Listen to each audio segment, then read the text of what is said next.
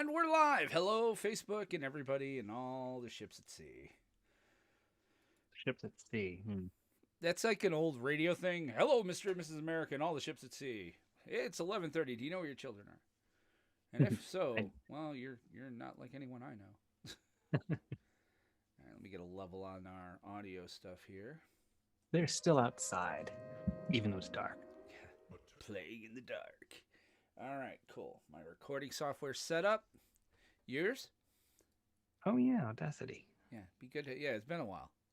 Been a while since we did this show.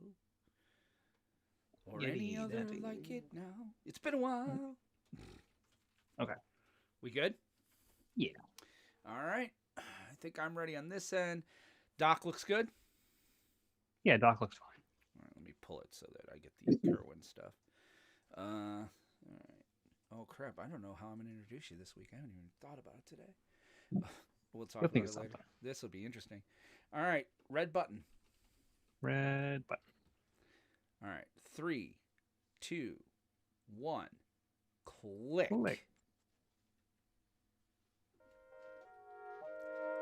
Greetings, salutations, and welcome to the PlanesTalkers podcast, a show by casuals for casuals.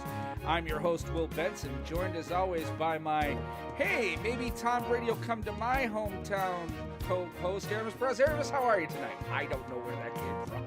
I'm not sure what that even means. I have no idea. That was, again, just off the cuff. There's something wrong. How have you been? Somebody's jealous of the rings. Oh, this is going to be the best show never. So many rings. Oh, it's going to be funny. We're in our untapped phase, and we want to remind you guys before we do anything else tonight. First of all, thanks for hanging with us. We had to take a week off last week. I forget why. There was we just didn't really have content. We literally would have sat here and been like, "Do you play Magic?" Yeah. You? Yeah. So we took a week off to kind of recharge our batteries a bit, but we're back now. There's been a ton of stuff going on. But before we get into any of that, we want to remind you that this episode and every episode of the PlanesTalkers podcast is sponsored by Kerwin's Game Store. Kerwin's Game Store is New York State's premier source for collectible card games, tabletop games, miniatures, comic books, retro video games, and toys. With their clean, open gaming areas available to everyone at no charge someday should COVID ever leave this country. Kerwin's wants to remind you they provide a fun and inviting atmosphere for new and experienced gamers alike.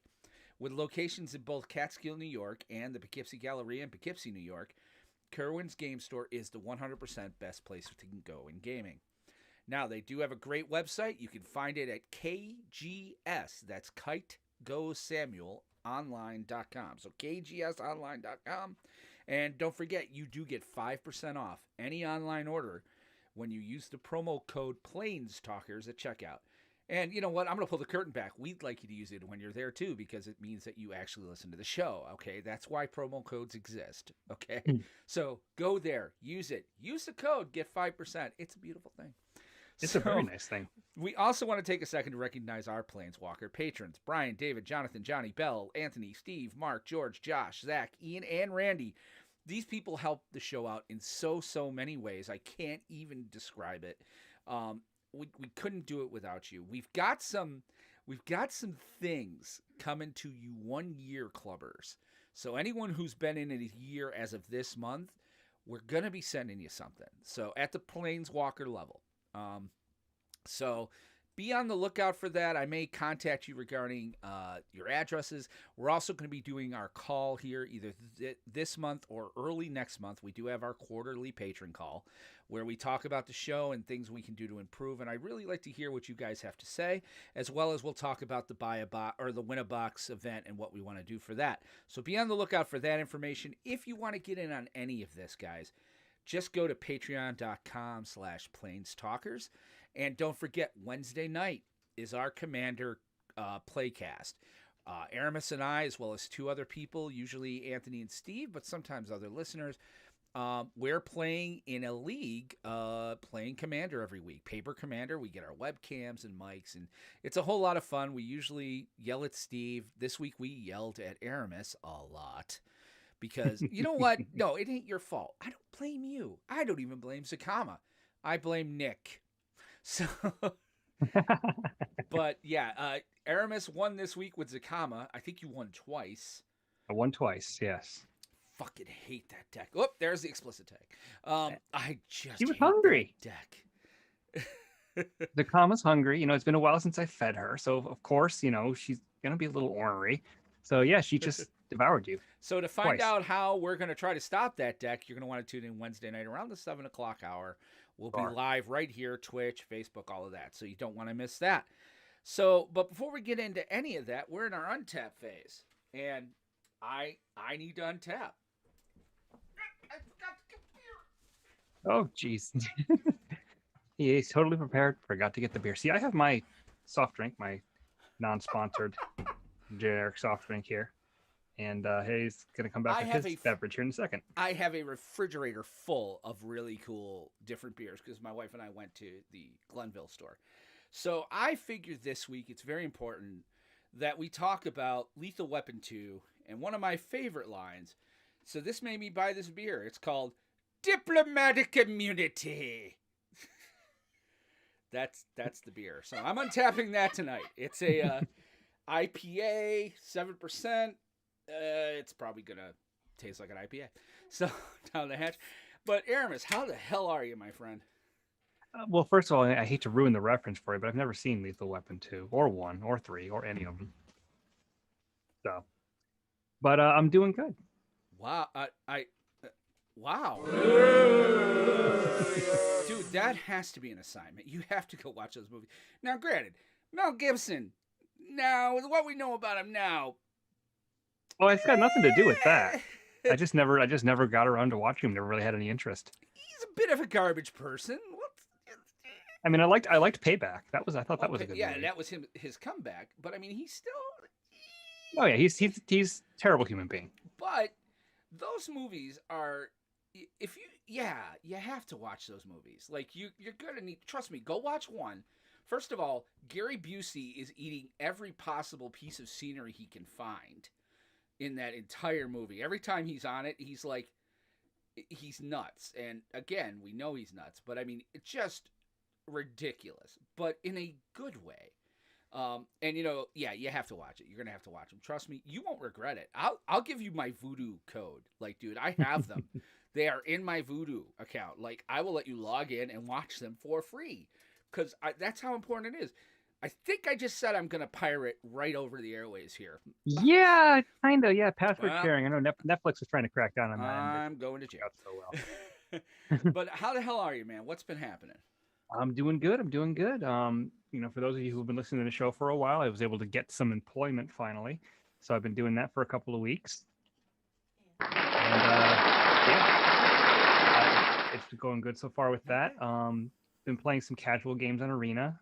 Putting a little bit of practice in for this Saturday's tournament that Kerwin's is actually hosting. We'll talk about that a little bit later. Yeah, that'll be in our second main. Putting a little bit of practice on that. Building, I just finished building another commander deck. So if and when Zakama loses, I have a deck ready to go. You can just, forfeit. No. God damn it. You got to earn that win with Zakama. And plus, there's always a chance that I just fizzle. Nothing happens. Yeah, sure. It's happened before. It has happened before. Yes, very rarely.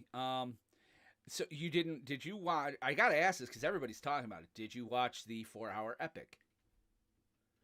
Justice League that's out on HBO Max.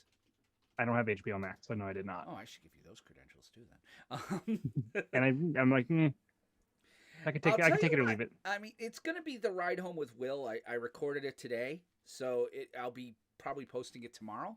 I watched it. It's a 4-hour movie, and it does not need to be. I will say this though, it's better than Justice League was. Didn't see that either. Oh, really? Okay. Yeah, then you should watch the theatrical so you can appreciate. Well, you know what? No. Oh my gosh, you might actually be the perfect person for this because my opinion is that Justice League, Zack Snyder's Justice League, is not a good movie, but it's better than the one they put out. That's my personal opinion.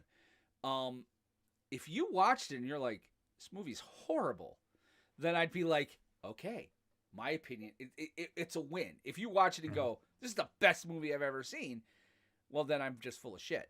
So, Well, it's all subjective anyway. yeah, it totally is. But yeah, definitely. I watched it. Like I said, it's long. It's You said 4 hours? It's 4 hours, and it doesn't need to be. Now, Zack Snyder, for anyone who knows anything about movies, okay, you know that he likes his big, sweeping, slow-mo shots. And, lots of CG and yeah, usually somebody screaming. And this definitely has that. And I do believe it accounts for 30 minutes of the runtime. There are some other scenes in there that don't need to be there. And I postulated this today, I kind of wonder if to get Zack Snyder to come back to do the movie, Warner Brothers had to be like, look, you're going to edit it. It's going to be your cut. We're not going to have another editor look at this thing. And Zack Snyder just went on a masturbatory fantasy as far as I'm going to put every shot I've ever wanted to put in a movie in this movie, because it's so arduously long that it doesn't, like I said, it doesn't need to be. There are so many places to where you could trim, where it would make this movie actually really, really good. And it is. It's much better than the original. Joss Whedon was the wrong one to try to do Justice League. What happened is they had Zack Snyder start it, and then his daughter, I guess, committed suicide, and they brought in Joss Whedon to finish, when in actuality, Warner Brothers kind of fired him. Brought in Joss Whedon to finish, who had done the Avengers, and basically it turned into a snark fest, which is what he does. And yeah, it was tonally discordant. Well, I mean, like, for me too, part of the problem is that DC is obviously trying to catch up to Marvel as far as storytelling, totally. cinematic universe, and everything, because Batman v Superman was the setup for Justice League, and you could tell they were like hot dog crap. And I don't yeah, think but you could tell they were like, oh, they were like, oh shit, we got to catch up with Marvel and the Avengers. Okay, we're gonna do the Justice League thing. Okay, here's this. It's a Superman sequel. No, screw it. Batman, Superman, let's do it. And they're fighting. And then Martha. The problems I could do a whole podcast on my DCEU. I'm actually going to rewatch Man of Steel to see. Maybe I was misjudged it, because I have been the harshest critic on Man of Steel. I'm like, this is not Superman. It's too dark. It's too gritty. It's too Batman. But well, it's like, was I entertained by the movie? Yes. Did I like it? It was all right. Was it good? No. I didn't even like it. I can be entertained by a bad movie. I was going through Batman v Superman hangry the whole time. First of all, I was like, Ben Affleck is wasted. Jesse Eisenberg is the wrong Lex Luthor all the way around the board. I don't need to see Tony Stark as Lex Luthor. Again, I had a problem with the fact that Clark Kent, Kal-El, is dark, broody, and twisty. Just everything. You know what? The best parts of that movie was Wonder Woman. Yeah, that's about it. No, it was not a good movie. But like, I know with you, part of the problem too is that you're a big DC fan.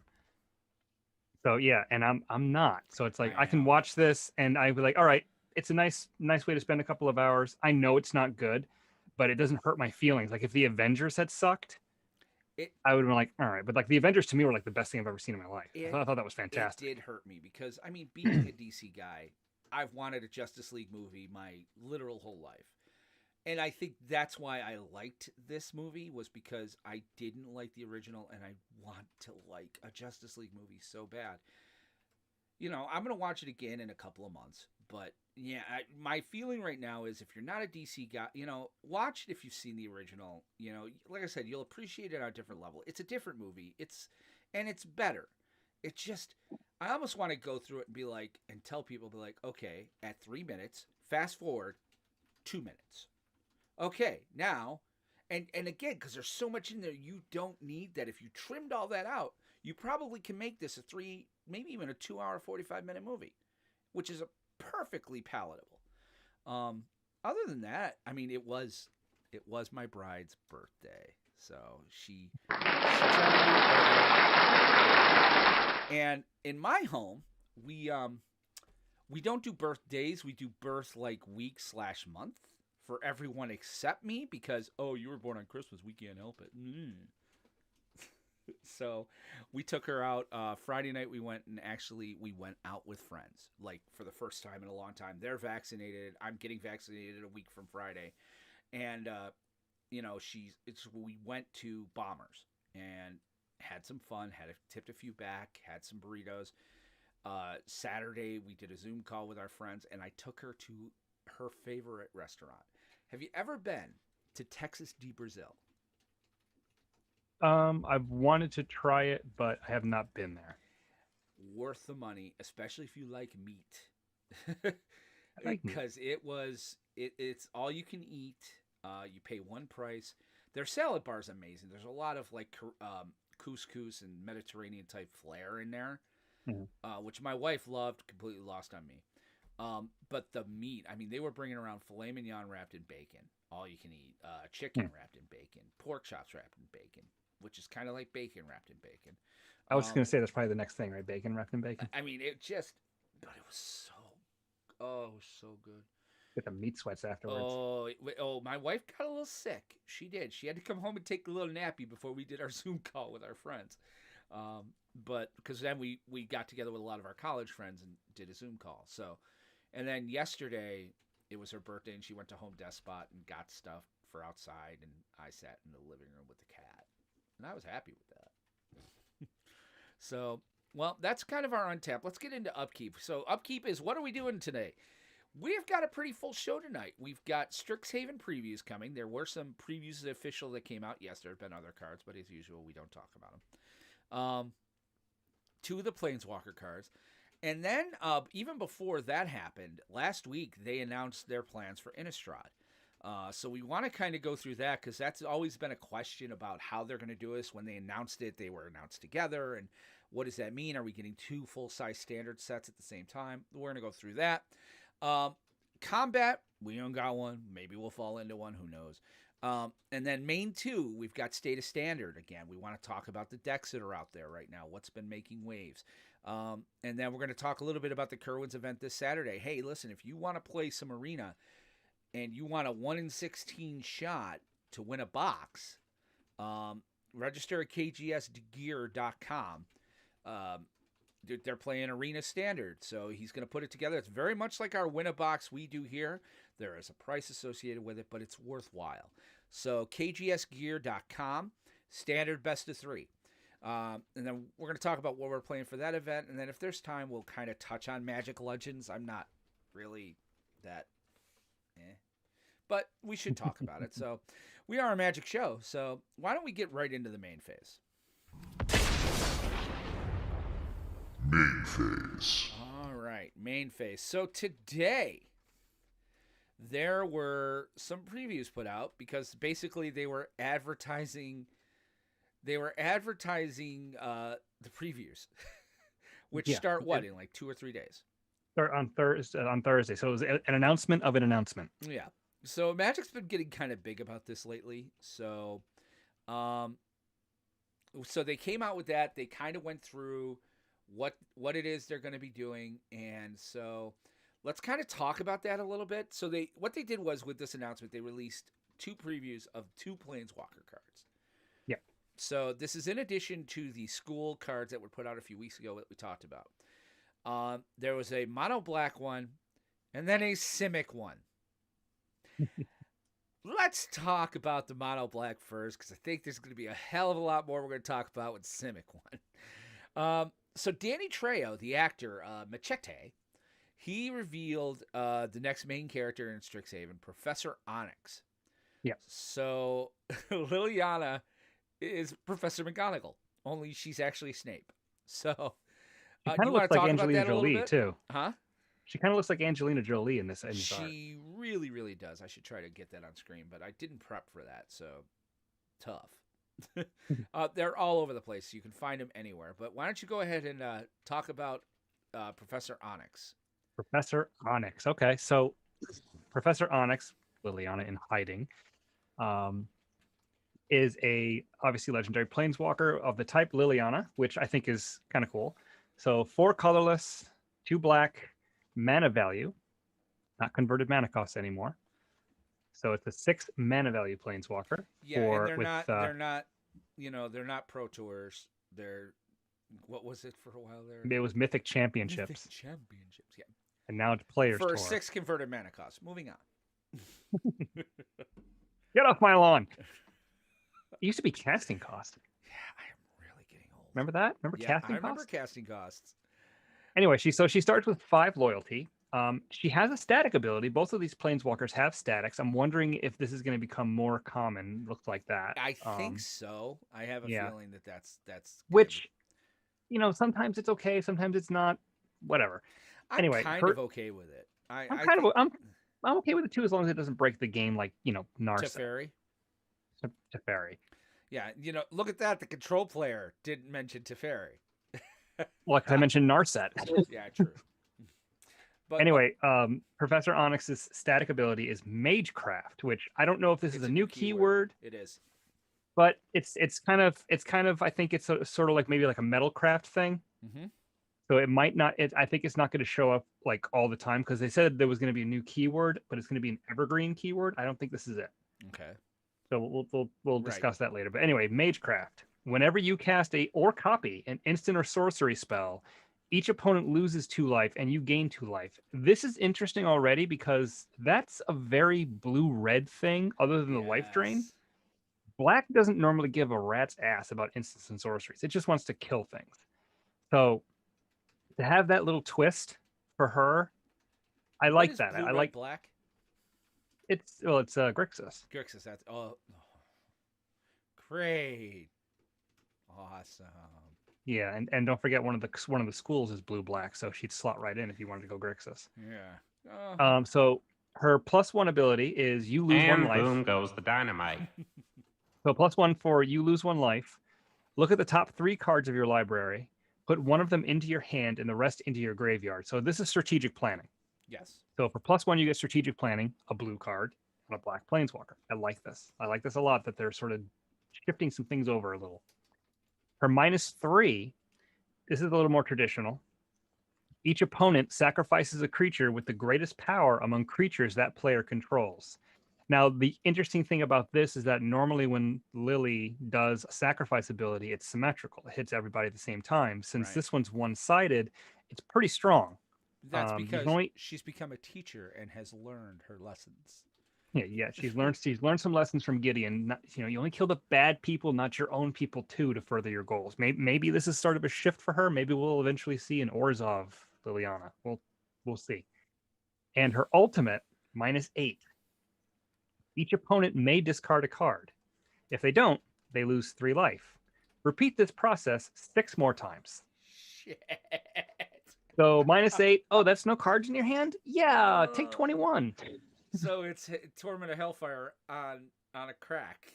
Kind of. You don't have to sacrifice non-land permanents as a choice, but yeah, it's basically if you have no cards in your hand, she nugs you for 21.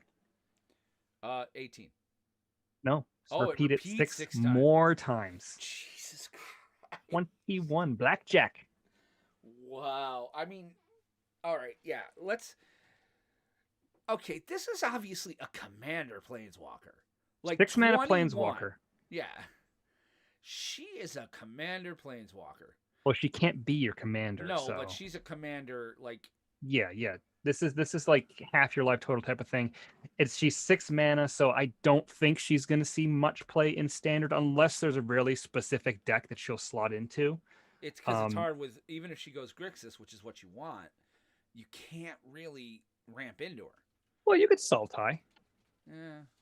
You could Sultai into her. I mean, better. Like a Sultai mid-range. Maybe she's like a one of as a finisher, Yeah, I mean, here's the thing: the Magecraft. Yeah, I don't think the Magecraft for her is going to be a thing, but I like that though because think about it. It's going to be on other cards. It's a passive. We're going to see this. Yeah, but it's a passive drain. So like Black's creature removal and hand disruption is a bunch of instants and sorceries typically. So you get some extra value. This is work. I gotta pause 1 second. Right, so that's actually work. So mark the time for me so I can edit. Just give me a second. Time is 23 minutes. Stand by, boys and girls. The wonders of a live show.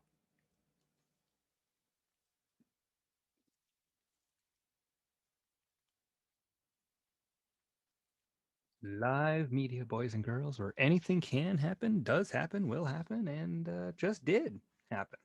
So if you guys are watching us live, just sit tight while Benson tells them to you know where to go and how to get there.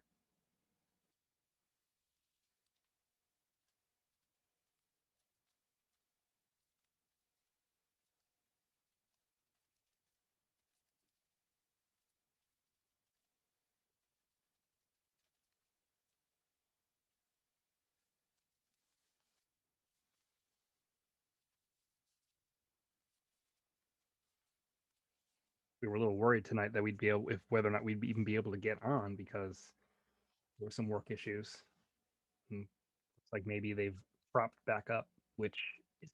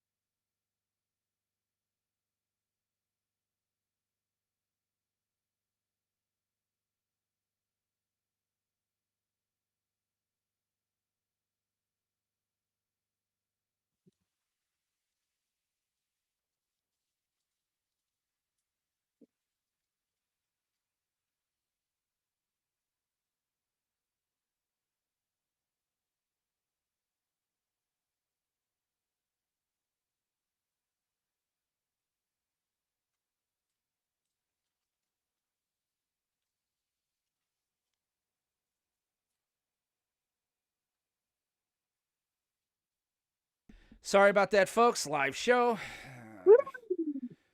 Don't even get me started. Don't even get me started. You know what? Screw it. Spectrum sucks. oh yeah, big, massive, Oh, you multi-billion have dollar no corporation. idea. The line guy, I had a guy in doing internal stuff today, and he's like, "Oh, there's no problem really with your modem. It's the line from the line to the drop to the tap. That's the problem." So they send the line guy in, and the line guy's like, "Ah, it looks like a problem with your modem."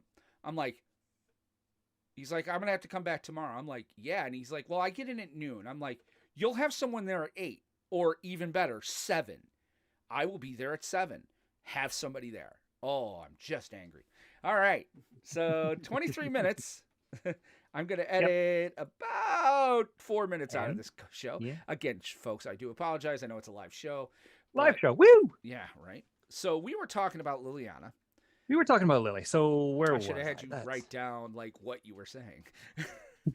well, what I was talking about was that you get incremental value from casting instants and sorceries that that's Black's thing to kill creatures, discard hands. And I was actually looking while you were on the phone. Okay, so let's so we can get this in the audio right. Um,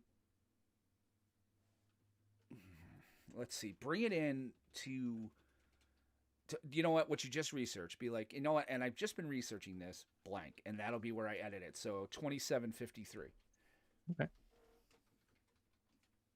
So I was doing a little bit of research on the new Liliana, Professor Onyx. I'm sorry, I don't want to out her with her Professor super secret McGonagall. spy name.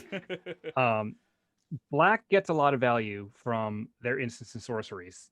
Going in with her passive of whenever you cast or copy a spell. Copying maybe won't happen so much unless you're playing like tendrils, but whatever. Um, they like to kill creatures. They like to discard cards from the opponent's hand. They do that through instants and sorceries. So I was looking at the 2 new commands that came out, and yeah, that works. Cast Really? Liverpool command, choose, I don't know, you draw a card, lose a life, they sack a creature, and then they lose 2 and you gain 2 more. That's nice. Or Witherbloom command, you basically double 1 mode. and you destroy something. You get so much extra value off of the card you're already casting with her. I could see that being where when you ultimate her, you only need them to have like maybe 3 or 4 cards in their hand, Yeah. and you still kill them Yeah, that's a good because you point. passively dealt 6 to 10 to 12 damage to them with her passive ability. Yeah, and I like too that I can't help thinking like this is the right timing. I mean, could you imagine if she had come out during War of the Spark with Command the Dreadhorde? Oh, bad day for all involved. But no, it just is she, as far as that goes, I think she's gonna have some value. I think she'll see play. I don't think it's gonna be a specific deck. I think it's gonna lean probably more Grixis, I would think. I don't know. Maybe Orzhov, because It's Orzhov's gonna getting be some toys. yeah, it's gonna be interesting to see. I think like I said, she's not an aggressive planeswalker. This is the control card. Yeah. This is the card that's going to be for decks that like to tap out on turn 5 and 6 or later. Mm-hmm. Um, The she's finisher. definitely a finisher. She's a finisher. She's powerful. It's going to be. We'll have to see where she slots in, but she's very strong. And I mean, it's a Liliana, and those are usually good in Yeah. one way or another. So I mean, it's kind of funny that both her and Tybalt are in disguise. Yeah, it is. It is. I think though I like how this is with Liliana, because I guess if you go back into the story, She's Snape. well Kaya was supposed to be hunting her down. Right. I guess Kaya caught up with her on Dominaria and let her go. Ah, well, that was nice of her. And I think Liliana is genuinely trying to not be as much of a baddie as she was. Maybe she's starting to reform a little bit. I think Well, Gideon's I think death that was more of the really. spark. Like, I mean, Yeah, this was afterwards. Yeah, but the video, I mean, had her like really, really Questioning Didn't things. she like turn against Nickel? She did, yeah. That's Yeah. why Gideon died, Right. because he took on her the terms of her contract when Nicol Bolas tried to Thanos snap her. Yeah. So I think that'll be. She's definitely worthwhile. The other Planeswalker that they brought out, and this is the one where I'm kind of like, really, we've learned nothing. I mean, it's not an Inocal level, but it's a 3-mana Planeswalker, and it's Simic. So it's PTSD. it's a blue-green, 1 colorless. Well, who is this Planeswalker? Her name is Kasmina, Enigma Sage. Finally making her return from War of the Spark? Yeah, absolutely. She's a legendary Planeswalker. She's a mythic. We haven't seen a rare in a while. I wonder if we're going to see those. Well, the real previews haven't started. Yeah. She also has a static ability, which again I'm pretty happy with, although this one's kind of interesting. Each other Planeswalker you control has the loyalty abilities of Kasmina, Enigma Sage. Oh, this is interesting. So she comes in with 2, which is, again, they did at least learn a little bit from Oko. They're not bringing her in with 3 and make it killable. 2. Yeah. Her +2 is Scry 1. That's good. That'll Innocent. work. Nothing bigger. And again, for other Planeswalkers, like, say there's not enough creatures out there to do something with like a Chandra or whatever. Hey, being able to scry a couple of times, that's not bad. Not that you're going to do it because turn 3 she's coming out, so you won't have another one out. But turn 4, her second ability is -X. Create a 0/0 green and blue fractal creature token and put X/1/1 counters on it. So you get to make a creature as big as you want, as long as you have it. And then her -8, her ultimate, is search your library for an instant or sorcery card that shares a color with this Planeswalker. Exile that card. Then shuffle. You may cast that card.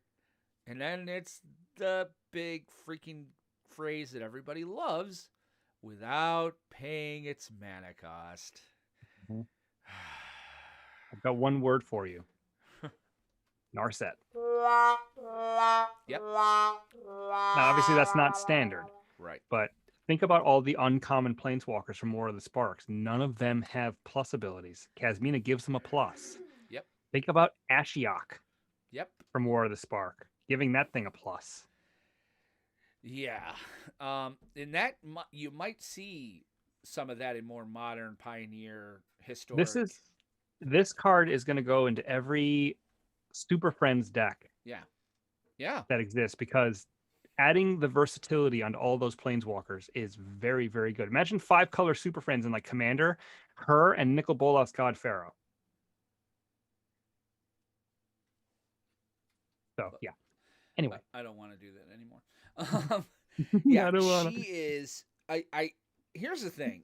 All right, She's we interesting. slept on Oko. A lot of people did. They missed it. I'm not sleeping on this. This will see play. This will It will see see play in play. It's standard. I not. think it's going to see play in every single format. I don't It's think not. it'll warp it per se, No, not but broken. well, here's the thing. Okay, in a Vorinclex world, all right, where we have Vorinclex, who's in every format right now. The fact that so you plus two her, all right, and say you ramp into Vorinclex turn 4. All right, so now she's at 6. Like she's halfway, she's almost there. And then once she starts looking for instants or sorcery cards that share a color, it doesn't need to be both colors. That just shares a color with a green or a blue card. And the other thing is, it says exile that card, then shuffle. You may cast that card without paying its mana cost, and it doesn't say on this turn. Anytime. Is how I'm reading that. Like, if it's sitting in exile, and you can It doesn't. cast it at any point, No, this one is like Itali Primal Storm. You can only cast the spell as a resolution of this ability. So if you don't cast the card when this resolves, it just stays in exile. This is Okay. if it was like Gonti, it would say as long as this card is exiled. Okay. So Darn. that's That's how that's I one initially thing. read it. That's why I Yeah, thought this was like, that's busted out loud. that's part of the check. Another one of the checks is that she starts with really low loyalty by herself. Yeah. She can't really protect herself that well without making her more vulnerable. So she's good. She's very interesting. She's definitely not broken. She's not on that level. Um, she will see play. I guarantee I you think we have someone's gonna PTSD figure out a from way. Oko. Well, that's the thing too. Yeah, you see a Simic Mythic and you're like, oh God, what do they break this time? Maybe they toned this down a smidge. I don't know. Well, It's obviously too early to tell. This I'm is two hearing cards. rumors around the campfire that one of the things they might have tried to fix with Strixhaven is white. Because for the last year and change, we've all been saying the same thing. White sucks. But isn't there a white card that says draw 3 cards? Yeah. So I think this is going to be. I think she's going to see play though in every format. I think she's going to be a very valid card. Well, It that may makes not sense be, because and she may not hit standard till post rotation. All right. Again, we're still in a Throne of Eldraine world, and Throne of Eldraine is fucking busted. And there isn't anybody who's not playing some adventure card. There isn't anybody not playing. If you're in red, you're playing Stomp. You're playing the giant there, and if yeah, you're Bone playing Crusher. green, you're playing the other giant, and you're Mhm. playing the quest and the beast, not questing beast, but the Love Struck Beast. yeah, love struck beast. I mean, there isn't any. I mean, if you're in these colors, you're playing an adventure. Throne of Eldraine is busted. It's taking up spots, and the 3-drop blue green, colorless probably is going to be taken up with like the big giant or a love struck. You know what I mean? It's like it, but post rotation, there ain't no way this card doesn't see play. It's scrying. I mean, is Opt legal? I was thinking about that the other day. Did Opt come back? Optus and yeah. But nobody's playing it anymore. There are Well, thousands of other ways to scry. It used to be like in every blue deck, and now everybody's like, fuck Opt. well, and I think the biggest reason like that you said like this is going to see play in every format. I think it will mainly because Simic is a good strategy in every format, either Right. Simic or Sultai. Right. Every format has green and blue have the most powerful cards. Exactly. And again, So the fact that she's giving other planeswalkers these ability. Okay, the 5 to fairy. Okay, say you're playing green, blue, white. Say you're playing Naya. Mhm. Yeah, why wouldn't I +2 to fairy? I don't know. I think I'd rather draw the card on top of lands, but yeah, I see what you're getting at. With the Teferi from core set, the one Yeah. that you can do at instant speed. Yeah. Instead of drawing and discarding, how about we just scry a bunch of times? Yes, exactly. Like that's just it. I think she fits in any deck that's playing blue and green. She may fit before rotation. I may eat those Well, words, but I think definitely she's post rotation, she's in. she's not going to fit into an aggressive deck. This is a card that relies on other planeswalkers. So Is you're going to green see blue this. really aggressive though, or is it more like a tempo? I don't know of It's very many green blue aggressives now that Url's gone. it it's not as aggressive as it was. It still has good ability to get fast and Yeah. and get out of hand It can quickly go because it wide still and ramps. big, but I don't know if it's aggressive. Well, if the wide and big happens Yeah. before your stuff can get set up, that's Vorinclex- the problem. But Vorinclex she needs other planeswalkers to really do her thing. So she's not going to really fit into an aggressive deck per se. She's going to fit into more of like a mid-rangey, again, control-y type Yeah. strategy because you need to be able to protect your planeswalkers. She'll help you with certain ones to do that. If they have like either low starting loyalty or they only have like a +1, this gives them an ability to ramp up a little quicker. And that's what I want out of Strixhaven, I think. I've decided what I want out of Strixhaven is a return to mid range. And I think we could get there with some of the stuff we've seen. Because I think, they've kind of been fixing aggro a little bit with some of the red stuff that they've been putting out, with the flying bird and all of that. But, and they've kind of fixed control. Control is still there now. But mid range is still one of those decks that we haven't seen in probably over a year since Throne of Eldraine. I'd like to see it come back because I think that is a valid strategy, and I also think 9 times out of 10 it's an approachable one. Mid range is kind of one of those strategies that almost, other than aggro, is almost anyone can play at a relatively lower price point. When you start getting into the control-y cards and the lots of myth, because usually control means lots of mythics and busted shit. So, you're dealing with rares and mythics in the higher end, like your board wipes and your planeswalkers and things of that nature. Aggro, yeah, you tend to be able to get into it rather cheaply because 9 times out of 10 it's a monocolor of some sort. But unless it's mono red and you have to play, Embercleaves and everything else. That's Embercleaves even are that. the biggest, most, and that's just it. That's another reason. It's still cheap though. That's another reason Eldraine has to go. Is Embercleave is just, it's making everything go sideways, as far as red goes. But please replace it with something, Wizards. You hear me? I would like to see a return to mid-range. And I think they keep trying. Every once in a while we see a deck, and usually with some of the red creatures, we're like, wow, this could make a really decent mid-range deck. But, it doesn't happen because Throne of Eldraine is just too damn good. That's my thinking anyway. No, yeah, I'm ready for rotation. I'm ready for Eldraine to go away. I kind of want them to do what they did last year. Like, right around May, they're like, Embercleave, the Giants, the 2 Giants there, and the Lovestruck Beast. Those are bad. We're just banning them now in Standard. It's like happy early rotation. Because those 5 cards, I mean, that's all you'd have to do is the Stompy Dragon, the Stompy Giant, the Land Grabbing Giant, the Lovestruck Beast, and Embercleave, and you pretty much fix Standard, and get rid of a few of the rogues to make it really fair.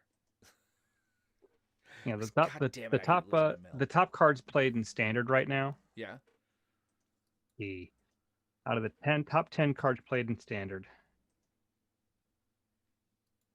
5 of them are from Eldraine. Yeah, I'm not Mystical surprised. Dispute, Bonecrusher Giant, Redcap Melee, Lovestruck Beast, and Edgewall Innkeeper. Yeah. You know what, dude? Hit the Innkeeper too. There you go. But it's Bonecrusher Giant. Yeah, I mean, it's something's got to happen. Well, the problem is that Bonecrusher Giant is just the best burn spell available right now, and it really, if you think about it, I haven't played a shock in a year. Yeah, I really haven't. I'm like, you know what? I'll pay 2. You're not really playing Fire Prophecy. You're not really playing Scorching Dragonfire. You're not really playing all sideboard other stuff cards right now.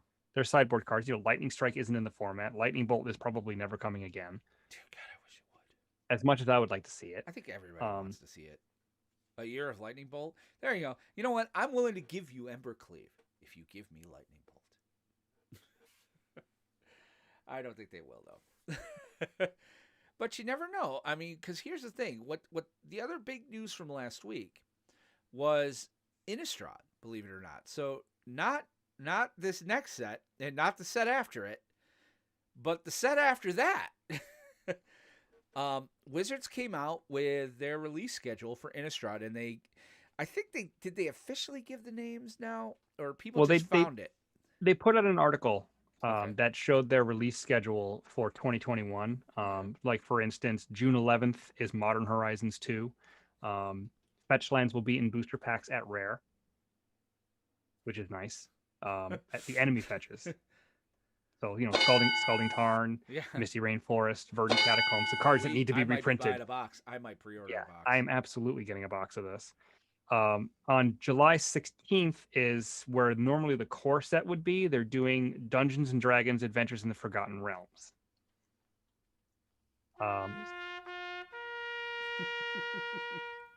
So they do a little bit of information. It's the journey is in Faerun. That's the world they're using. Okay. Have we been there before? No. Well, they've never been to Dungeons and Dragons before, so. And then the next two sets, like you were saying, were Innistrad. September 17th is Innistrad Midnight Hunt. Werewolves. Werewolves. And on November 19th is Innistrad Crimson Vow. And it's a vampire wedding. Right. So they're moving. Okay. So here's my problem. They're saying we're going to have the same number of standard releases every year. So what they're doing is they're messing with the timing of basically Innistrad Crimson Vow and moving it back a month. It was what it looks like to me. Yeah, there's not going to be a set in January. Crimson Vow is taking the place of that set, so but rotation will happen at the same time. A month and a half. Yeah. That's not good. And I'm going to tell you why. Why I feel that that's not good is that it's already too gosh darn long between, well, maybe in a way, it's already too long between September and December. Or January, because it's early January usually when we get the second set of any release, right? Mid to late January, yeah. And then like when Throne of Eldraine broke standard, that was a long winter. Yeah, it was long. It was dark. There was Okos. And then this time there was Omnath. Like usually they break something at rotation because 9 times out of 10 the card pool shrinks by half. And only gets replenished 1/4, or so of that. So there's only 5 sets out at any time. Now I'm kind of down with them moving it back a bit, but I really worry that it's going to mean that between November and March, April, 4 months. Yeah, because remember we had our January release of All Time. Yeah, and now we're just getting into Strixhaven. 5 months. Here's what I think they're going to do. I'm willing to not necessarily bet, but I'm thinking that January, where there normally would have been a standard set, that's where they're going to drop Lord of the Rings. But it's not standard legal. It's not going to be standard legal, but that's where they're going to drop it as an extra supplemental set. And that's fine. Unless they decide to shift things back again even further and they have something else going on next year that they haven't talked about yet. Like we're gonna have to wait a little while. Like that is too long between between sets. Now it's not as it's better in regards to between the first and the second, but that's a hell of a long time between 2 and 3. Like that to me is scary because, and again, we're a standard podcast. We talk mainly about the standard metagame, so that's kind of where our focus is. Standard can be broken again.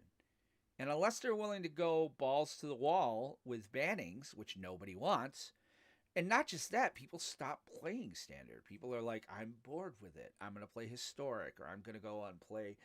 And Lord willing, there'll be paper events by this point next year. Like, at this point, where we are right now, this time next year, we will not have seen a standard release in 4 months. unless they decide to push things back a couple weeks Right. every time. And that would be what I would hope, is that maybe they move things, Yeah, maybe they're moving the April release into March. Maybe they're moving the July release into June. right, Just to because sort of shift things a little bit. between July, it always feels a little short between the July release and September. Like that part has always felt a little bit, like there's not enough time for us to really enjoy playing with something before it's just gone. So I mean, it's not gone. It got a year and a half, but playing with it, like usually that was the core set. And I remember like last year we got vampires, and that was a great, fun, mid-rangey combo. That was 2 years ago, man. 2 years ago, yeah. A mid-rangey combo-y deck that I just had a blast playing, because I'm like, if I could hit Sanctum Seeker, bye-bye. Thanks for playing. Yeah. Like, but I could only play it like, what, 6 weeks? 8 Basically, weeks? yeah. Yeah. Yep. So rotated out. All right, you know what? If they move things back a little bit and kind of make it so that there's like a 2 or 3 month gap between each release. Or was that 3 years ago? No, it was 2 years ago. That was Core 20. 19. Core 20, I thought. No, that was Core 19. Might be Core 19. Yeah, because Core 20 was the Elder Dragons. Yeah, you're right. Holy Yeah, shit. that was 3 years ago, man. Damn. Well, Still 2020 was a decade. Yeah. So, I mean, here's the other problem I've got, is that, is it me, or does it seem like they started designing the universe beyond, and they went to like 20th Century Fox and said, hey, want to do a Twilight set? And Fox was like, sure, this will be fun. So they start designing things, right? And then all of a sudden, Fox got bought out by Disney. And they're like, yuck foo. No, we don't want to do a Twilight set. And they're like, we've got a lot of development time here, guys. What do we do? Innistrad. Maybe. That's possible. Werewolves and vampires. I'm sorry. It's, well, I mean, we went to Harry Potter World next month. And again, it's almost like, I'm kind of wondering if they're not going out there shopping this shit around. Like, how long have they been trying to do this? The part that really sucks about that, and I know we've talked about Universes Beyond already, is that how long do you think they're going to be able to hold on to the license to print the Warhammer cards, Oh, yeah. the Lord of the Ring cards, whatever else they're working on? These cards are never going to get reprinted. If they're any good, they'll rename them. They'll rename them, and they'll change like one word, and they'll probably tell us. Yeah, but then that lets you play 2 copies of that card. Yep. So I don't think they do that, because Wizards, that's yeah.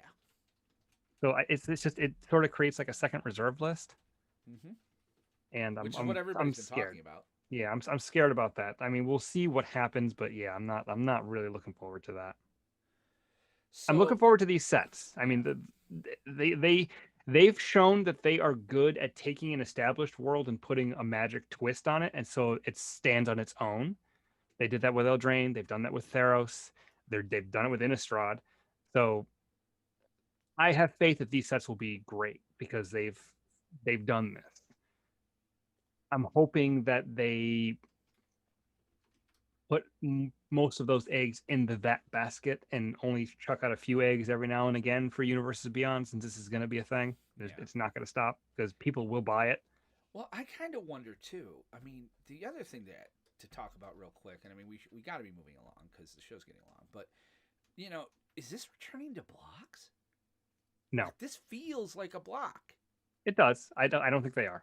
Well, no, because one of the things I read in the article that they were talking about was they're like, and these 2 sets will draft very well together. I'm like, that's a block. Yeah, it's like a quasi block, but it was the last Ravnica sets were kind of a block. I'm all for it. I'm all for it too. I love I'm block for constructed. a return to blocks, because I think part of the problem with Throne of Eldraine was, if you had thrown half of Throne of Eldraine, if you had been able to throw some of those adventure cards into Ikoria, or no, what was after that? Theros. Theros Beyond Death. All right, and you've been able to spread that out a little bit, it would have made Theros a lot more palatable. Not even that. There was probably enough design space for two Eldraine sets. Yeah. You can have 2 set blocks. Yeah, easily. I mean, think about this too. Like in the long run, you're staying on the plane a little bit longer. You have more time to delve into the story. You're not bouncing around quite as much, so the story gets more flesh to it. You're able to take more ideas that you wanted to use in that set and flesh them out more. Like, Undergrowth in Ravnica was the Golgari mechanic. It was terrible, but that's because there was no support for it. They only had that one set they could do it, so they couldn't really spread it out. Right. And like when they should have done it, they already had too many things in the War of the Spark. Yeah. It just, you know what, I'd like to see them go back to a block type system. I do like core sets. I don't like that we don't get one this year.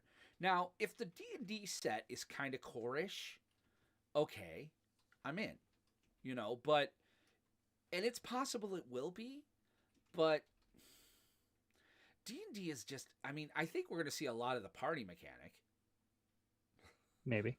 But yeah, I don't know. I'd like to see us go back to that. But let's, you know what? That's pretty much our main phase right there. Let's go to combat.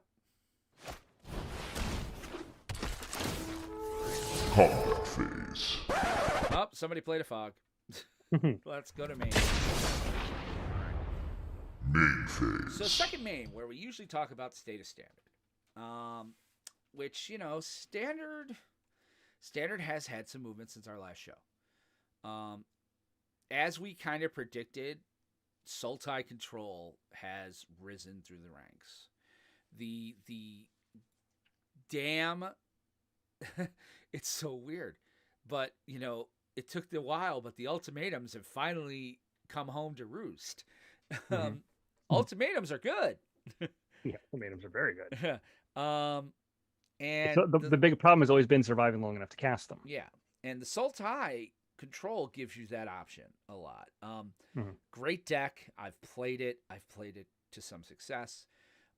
You have to be kind of smart. You have to know where you're doing certain things. You have to know the deck you're playing against.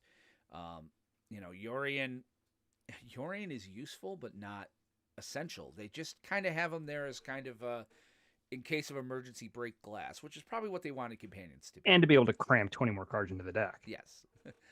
But it's pretty much, it's Valky, God of Lies, Vorinclex, Monstrous Raider, and Cure Best the Sea God. Those are your cards. And the reason you do that is the Emergent Ultimatum. You're trying to ramp yourself up to get Emergent Ultimatum out turn 5 or 6. You get that out, it's game. And almost any deck you're playing against at this point, unless you're playing mono red aggro, which is why I'm playing that on Sunday, on Saturday. You're pretty much, you've got a good time. And even if you are facing mono red, you have Heartless Act, you have Mystical Disputes, you have Behold the Multiverse, you've got the Mythos, you've got Shadows, you've got enough removal in this damn thing to take care of anything going on. It does have a bad matchup against mono red game 1. But depending on how they sideboard, it becomes almost a crapshoot. You're still racing, but now you have a better shot. What are your thoughts? It's the classic control deck. Tap out control. It's, you did a thing? No. You do the thing? No. You want to do that thing? No. No, you can't do that thing. Right. And I'm going to do my thing and kill you eventually. Exactly. I'll get there. I've been playing a lot of mono red aggro. Preparing, pull the curtain back. I'm playing mono red Saturday. I've got, it's not the stereotypical one. I've put some tweaks in there, mostly for rogues. I have a feeling I'm going to see a lot of rogue, and I have a feeling I'm going to see some control. Maybe some Naya adventures, but I think I can hang with that.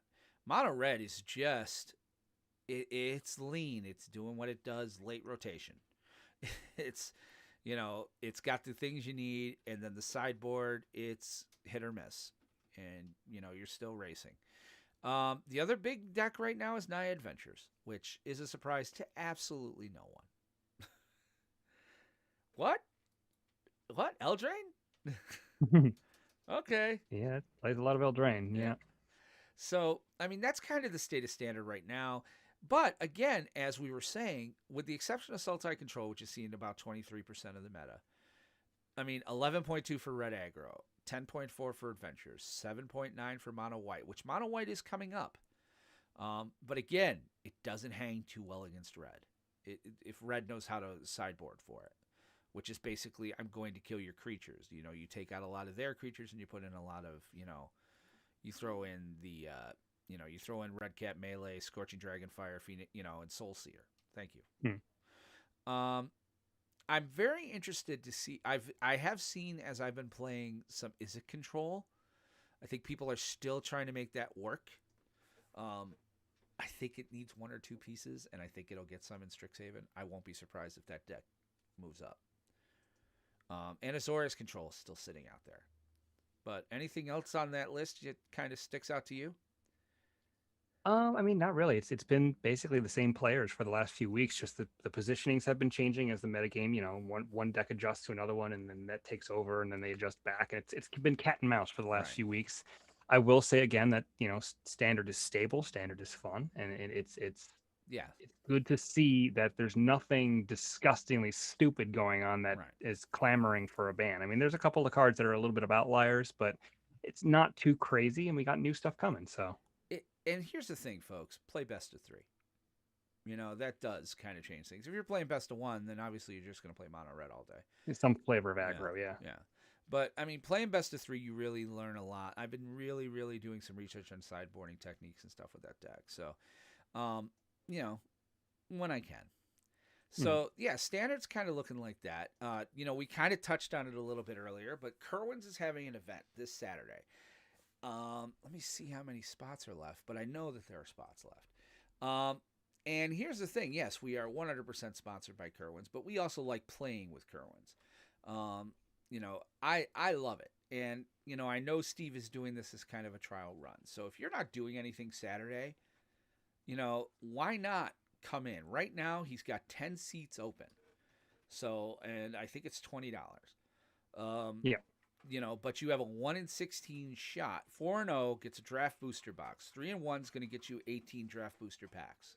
This is call time, by the way. Call time. So, and it's Swiss. So it's a top no cut of 4 rounds. So they're only playing 4 rounds. You have a 1 in 16 chance. I'm playing. Aramis is playing. So KGS Gear, not just KGS Online, KGSgear.com. And it's right on the main page there. It's going to be a lot of fun. It's running Saturday night at 6 p.m. Eastern. And like I said, me and Aramis will be on. I think I'm going to stream it probably. Why not? I probably won't, only because I don't know how to put a delay on mine. I'm going to figure that out. Yeah. And so I'm just going to, it's going to be no pressure for me. I'm going to go in, have some fun. Yeah. If I win 4 rounds, great. If not, whatever. It's a tournament, and I'm glad that he's trying it out, seeing if he can get it done. If you're interested, you got something you want to try as a standard deck. I mean, it's low risk, high reward. If you get 4-0, 3-1, I mean, that's some pretty good amount of product for $20. So I definitely want to. I'd like to encourage y'all to check it out. KGS Gear. Like I said, I'm playing mono red. Aramis, what are you playing? I mean, I get that right now it's a 1 in 6, but and so you and I could end up facing each other. But you know what I'm playing. All right, fine. I'm playing Esper Control. God damn it! Doom Foretold? No. Really? Mm-hmm.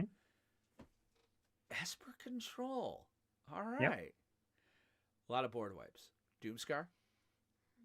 Doomscar. Ondu Invasion? No. Ooh, interesting. I like that because it's also a land. Early game, great land. Late game, no Ondu Inversion, but the deck does pretty well against aggressive decks. Interesting. Mm-hmm. And odds are good. We usually end up playing against each other first. We're gonna totally play each other, so it's just a matter of what round. Yeah.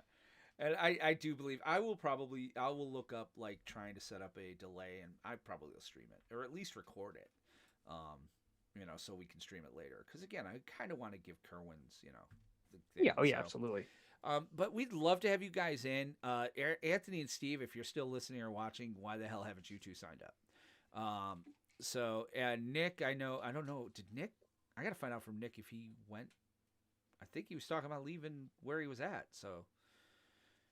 But there's that. You know what? Let's talk about Magic Legends another time. We're getting down toward the 1 hour mark, and you know, might as well start wrapping things up. What do you think? That's Other fine than for me. Magic Legends is out there, it's an MMO for Magic. It's not going to Open really beta make an starting. impact. It's Something to do. eh, Something to do if you're interested. if I mean, I'm I don't know. if I I'm might play the beta. I'm not sure. I played the like 10 minutes of the alpha, but I don't know if it was the system issue or what. But I was lagging like crazy. Yeah. So if if you're I'm interested in Magic Legends, if not, if KGS I'm Gear, playing, yes, kgsgear.com. KGSgear.com. But if I'm playing a fantasy MMO, I'm gonna play World of Warcraft. I mean, I'll play it right. you know, I mean, I'm sorry, you can't really compete. Like every MMO I've played, you know, if I wanted to play fantasy, I played WoW. If I wanted to play sci-fi, I played Star Wars Galaxies. If I wanted to play superheroes, I played DCU Online. Like I never really kind of mingled the two. It's like I picked a lane and went with it. I just don't think Magic's got to go a long way to beat WoW. I don't think WoW's they're trying got a to beat pretty WoW. good stranglehold on the fantasy MMO. I don't think they're trying to beat WoW. I think they're just trying to carve out their own little niche, and maybe it'll work. I hope it does, but I wish them all the best. I don't know if I'll be playing it. I mean, if my rig can handle it, then great. If not, Rig then should be able to it's handle not. it. It can handle Should be able to. It didn't do that great in the alpha, but Ooh. Okay. we'll see. Well, so why don't we go ahead then and go right into. End step. So we want to remind you that we do have a Twitch channel where we stream all sorts of content, including this show and every other show we do. So I want you to go out to Twitch right now, look up PlanesTalkers Podcast. That's our channel there. You can follow me on Twitch there as well. I'm at Mindcrime73, and everything we stream, I also stream there. And if you'd rather interact with us more in a real-time fashion, we would love for you to join our Discord at discord.planestalkerspodcast.com. It's an active community. There's usually people on there chatting at some point during the day or the week, especially when we go in for our Strixhaven winner box, we'll make you go there. So you might as well. Yes, just the Strixhaven winner box. You got to go through the Discord to be able to participate. So if you join for that reason alone, that's great. But then when you get there, there's a lot of good people there. A lot of people willing to answer questions or help you out with things, or if you want to get a game in, a lot of them use Spell Table. But if Twitter is more your speed, you want to follow the show that way, you can find us at PlanesTalkerPod on Twitter. And my personal Twitter is at WR Benson, but to be quite honest, I'm usually just on there following my favorite band and yours, the New Kids on the Block. So, I've got a thing for Donnie. I think Donnie's amazing. He's on Blue Bloods too. What can you do? You can't go wrong. And he's a far better actor than his brother. I'm Mark Wahlberg, and I'm just going to My wife met them, by the way. She met the New Kids? Well, she went to Donnie Wahlberg's house. What? Yeah. Okay, well, end step, we're hitting pause. Wait, you can't drop that. All right, no, follow this up. No. No, you have to. Our listeners are going to demand it, dude. Both of them. When she was a teenager, she had a big crush on Donnie Wahlberg for New Kids on the Block. Okay. And she had a pen pal that sent her Donnie Wahlberg's address. So they're like, there's no way this can be real. But they decided to take a road trip out to Massachusetts, went to the address, and it was a nice house. Nobody was there at the time. So they waited for a few minutes, and all of a sudden, car pulls up, and out of the car pops Mark Wahlberg. And this was when he was still part of Marky Mark and the Funky Bunch. Right. So he had the good vibrations. He feels exactly. So he comes out, and I think my wife was like 14 or something at the time. So she was like, oh is Donnie home? And he's like, no, he's actually doing a shoot or whatever. He was super nice. Unfortunately, she didn't get like an autograph or anything, so there's no evidence of this. But he's like, yeah, you're a girl. What are you doing here? Because he ends every sentence with his voice going up. So, but yeah, so that was her famous person moment. Okay, so I'm glad I said New Kids on the Block. Now this is something I did not know. So like I said, my personal Twitter is at WR Benson. I don't tweet a ton, but you can follow us on Facebook. We are on there as well.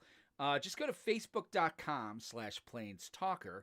There's no S at the end because we kept the last S to ourselves for savings and because some asshole took the name from us.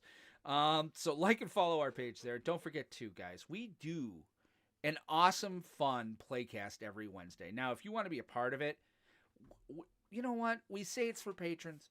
We'll pull a seat out for anybody. You know, I'm always looking for a reason to not have Steve in that chair.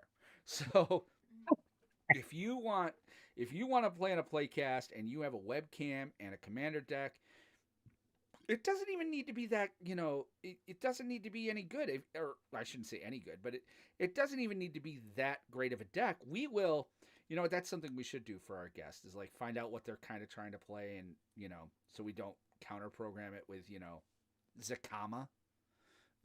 And that was by request.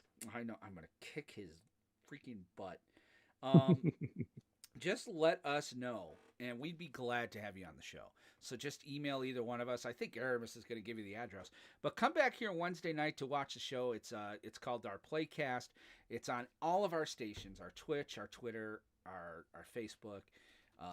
We do stream it through like smoke signals and carrier pigeons. So, we're on every piece of media we possibly can be. We're just media whores, really, at the end of the day. Yeah, I guess. Yeah, you're right. Yeah, you're right.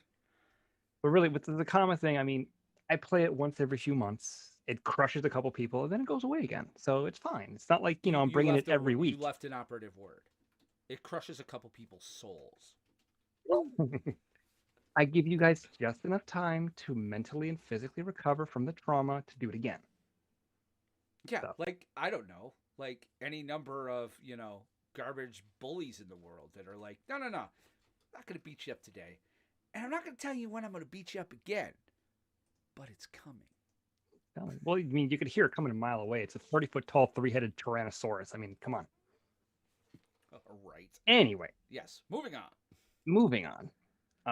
Finally, he mentioned emails. You can send us emails. We do read them. We try to read all of them. We do read all of them. We try to read all of them on the air, but yeah, I think ever since we got our email switched, it's like sometimes I forget that it was sent to because I don't have the podcast mailbox. It's like all just going to my main mail. So like sometimes I'll be like, oh yeah, they emailed us. That's right. But yeah, we have 3 email addresses you can reach us at. If you want to email the show directly, and that'll go to both of us, it's podcast@PlanesTalkersPodcast.com. If you want to email one of us personally, you can reach Will. His email address is will@PlanesTalkersPodcast.com. If you want to reach me, the email address is aramis@PlanesTalkersPodcast.com. So, and I want to remind you guys that I do host another podcast. It will be coming back when Legends does. It's on DC's Legends of Tomorrow. It deals with that show. It's called Legends TV Talk. So you can find us on Facebook there, Legends TV Talk. I know Flash TV Talk is back, and we do some things with Minecraft and things like that. You may see me stream on here with our Minecraft every once in a while. But we also want to remind you of another thing. Now, listen, Patreon is not for everybody. We understand that. But, if you really want to help the show, and I know it's asking a lot because if you don't have an iPhone, it's like download an app onto your computer, go to your computer, log in, create a review. But to be quite honest with you, even with Spotify out there, podcast reviews, podcasts get a lot of play through the Apple Podcast app. So I'd love to ask you to take a few minutes and download iTunes to your computer if you don't have an iPhone, and set up an account and just go out there and review the podcast. Give us 5 stars. That will bring more eyes to the show than you signing up for any Patreon will. And it really will help us. So please take a moment. We read every one of the reviews on the show. We do like the 5 stars because that does help. So if you leave us a 5-star review, we'll make sure to read it. Our last one was January 23rd, so I'd love to see another one before next week. And again, don't forget, when you're finished with your review, remember to write, and that Will is a real looker, because I just want to see those on every review. Actually, they should write plays the comma more often. I'm going to freaking kill you, man. Anybody want to be a co-host of a podcast? I could change his email right now. So, I mean, with that, though, Aramis,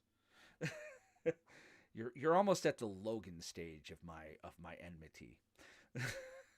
Logan is my daughter's boyfriend, by the way. But with that, let's go ahead and, we're going to back on out of here. Aramis and I want to thank you guys for listening tonight. We've really enjoyed being with you. We will be back Wednesday night with Playcast, as well as next Monday with more of this awesome show. You can tune in at 8 p.m. Eastern for the real show on Monday, and you can tune in around 7 o'clock Eastern, 7:30, somewhere in there for Playcast. So thank you for listening. Thanks for hanging out tonight. For Aramis Perez, this is Will Benson saying thank you for listening, and remember to leave some of your mana attached, but you never know when you need it. Take care. Have a great week. Bye-bye now.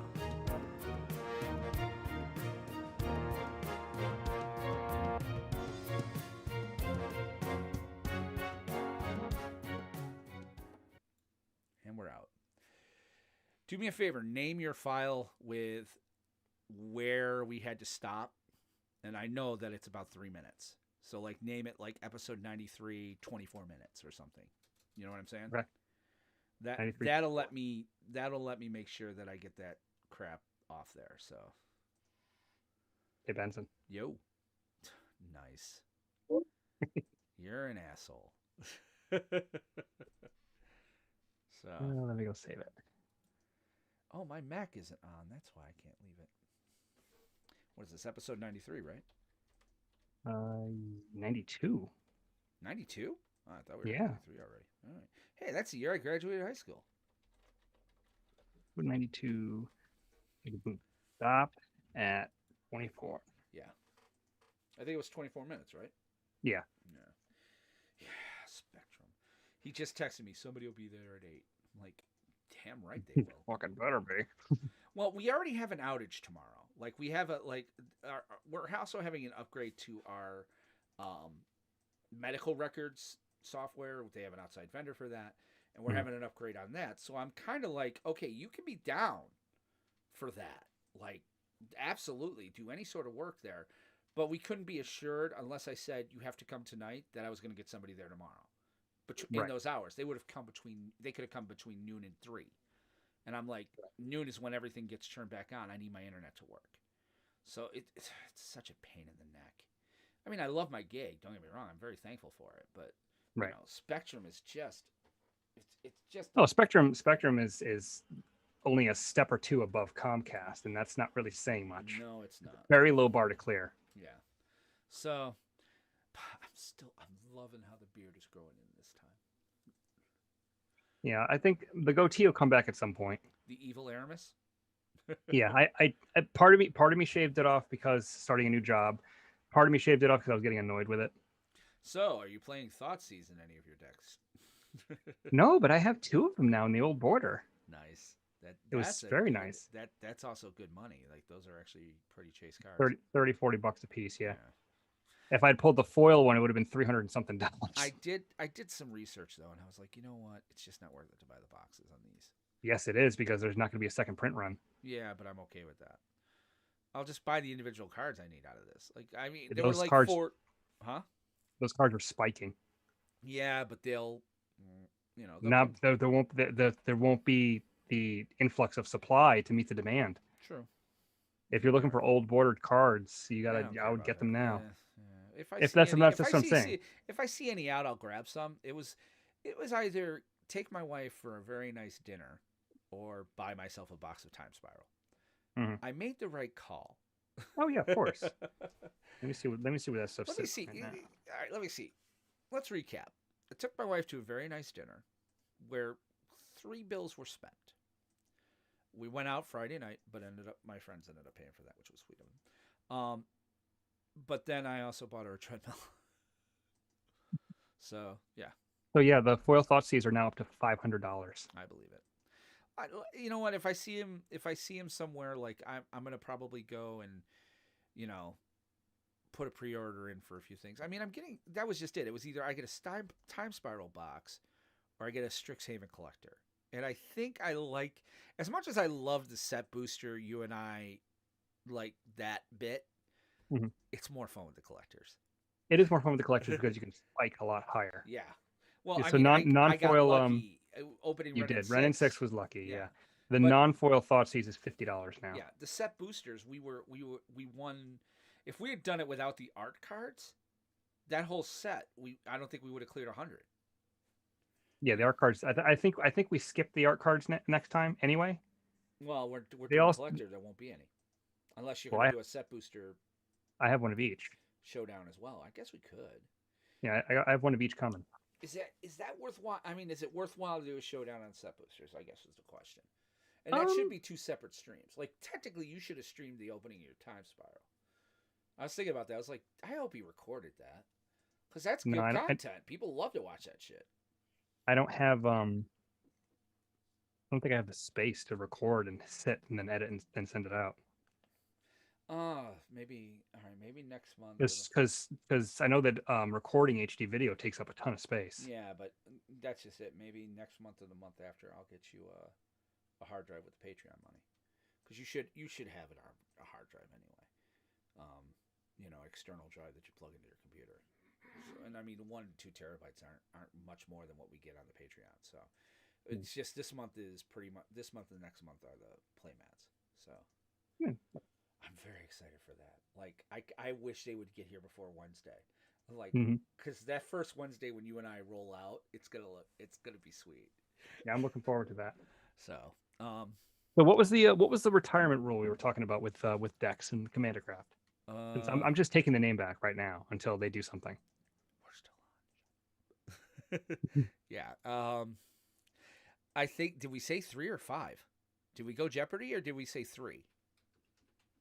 I'd be fine with 3. I think 5 is almost too long. I think 5 is going to make other people bored. The whole reason to retire them is, hey, we don't want to have shit content where it's just the same decks over and over and over and over again. If it's Omnath. If it's games, maybe if it's, I mean, if it was games in a row, 3 or 5 is fine. Either one of those is fine. I would say 3. I say we go 3. Like if you win one more on Wednesday with Zakama, I'm playing another deck regardless if we have 2 games. Well, that's just it. It's if you win one more, and I mean you still stay the champion. And you still have the quote unquote champion thing. I mean, you have to be the one to play. But yeah, we retire it. We say Zakama's out for, do we say until the next rotation? Well, rotation's in the fall. Or no, I mean like next league season. That would be yeah, retire for the season. Yeah. Because I like that. All of us have now if it's somebody like Nick who only has 3 or 4 decks, we can discuss that and be like, well, you're more than welcome to rearrange your deck. You just can't have him as the commander. Right. No, yeah. Retiring for the season is good. And it gets like a little special. Yeah. Maybe that's bonus points there. You know what? Yeah, that should be like 5 extra bonus points if we have to retire your deck. And we could talk about that on Wednesday with the guys. But call the bonus hat trick. Huh? It's a hat trick. Yeah, it's a hat trick. So you get 5 extra bonus points for retiring because you can't play the deck anymore. Yeah, that's a really good idea. I like that because I mean that would have took both Omnath and Corvold at the end of season 1 last year. Both those decks would have been off. It would have taken the elf deck that Steve had. Yep. Yeah, I like 3. But the only reason he switched is because we're like, dude, we can't beat this. Yeah, I like 3. I think it's 3. So it's like a 3 strikes rule. Is usually at least 1 broadcast, if not a broadcast and a half. Yeah. So yeah. And I guess that's the one good thing is that if Zakama is winning, the games are generally fairly quick. Because when it goes off, it's pretty soon. If it does, if it doesn't go off, then it sits and waits and then it explodes. But right. That's a good idea. I like that. Well, I'll add that. 5 bonus points for retirement. 5 bonus points for retirement. And dude, send me the damn spreadsheet so we can put it up so people can see it. I'm busy trying to impress my bosses at work. Dude, they're impressed. How hard is it for you to email me a spreadsheet? You work in a field. You work remotely. You can't tell me you don't know how to email a goddamn spreadsheet. Dude, the volume in this job is very high. I could tell. I texted you earlier and you didn't respond right away. And I was like, ooh, he's busy. On the other hand, I mean, when our internet's running, put it this way: the company that I work for, they have plants in the United States, Canada, Mexico, Brazil, Australia, Germany, France, England, China. They have another entire finance team in Switzerland. We just took over all of the stuff for Salt Lake City. which is the rest of the country. So they're a big deal. Yeah. All right. Well, I've got my audio. Well, I've got to get it to my Mac. Yeah, you up in the Dropbox? It should be in the Dropbox. Yeah. Well, this is our post-podcast funness. Woo! Well, I mean, it stays on. What you know? What if we ever need like content for a week? What I should do is go back to the videos, grab the audio from these posts and the post-podcast recordings, and be like, "Here's an episode of us just talking about whatever BS we want." Merry Hell, Christmas. we almost had an entire episode on Star Trek Deep Space Nine. Oh, that was a great week, though. Yeah. I definitely. Oh, now let me ask you this: have you watched The Orville? No. Do you have Hulu? If I do, I don't remember my login. Get it. Trust me. I promise you this. You can watch one or the other. I would recommend The Orville. You will thank me. It is the best Star Trek out there right now, and it doesn't have anything to do with Star Trek. But you can tell like Seth MacFarlane really loved Star Trek. Yeah. I remember him saying that he was a huge Trekkie, and I wanted to see it. There was a reason that I missed it. Trust me, their first two seasons are on Hulu. The third one's going to be direct to Hulu. They're filming it now. You will like it. It's not Family Guy humor. There is some of it in there. It's sometimes he pulls like a current pop culture reference because they have a love for the 20th and 21st century in the show. Well, that will occasionally pull you out. Like you'll be like, really? But I can get past that because and I've said it before, I'll say it again. Best Star Trek out there right now, including Picard, including Discovery. Best Star Trek out there. I'm doing a rewatch for the Patreon cast because, I do like those rewatch episodes where I'm like, I binged this. Here's what I think. And, of course, if I binged it, 9 times out of 10, I'm going to be like, well, I like the show. Yeah. But yes, definitely take a look at that. Trust me. Like, forget the Lethal Weapon thing. You should watch Lethal Weapon because I think you owe it to yourself. Pop culture. Oh, there's a ton of honestly, there's a ton of stuff that I have not seen that I want to see that is like required viewing, like the freaking Godfather trilogy. I haven't seen that yet. Yeah, you told me about that too, and I got almost insulted. But you know what? I'm willing to let it go. As much as I think you might enjoy the Godfather trilogy and Lethal Weapon, I know for a fact that if you go watch The Orville between this week and next week, like find an hour or two, you and I will talk offline. In fact, you know what, guys? We're going to stop the stream now. Hope you guys come back Wednesday night for the Playcast, where we hope to take the comma down. Have a good week, guys. We'll see you later.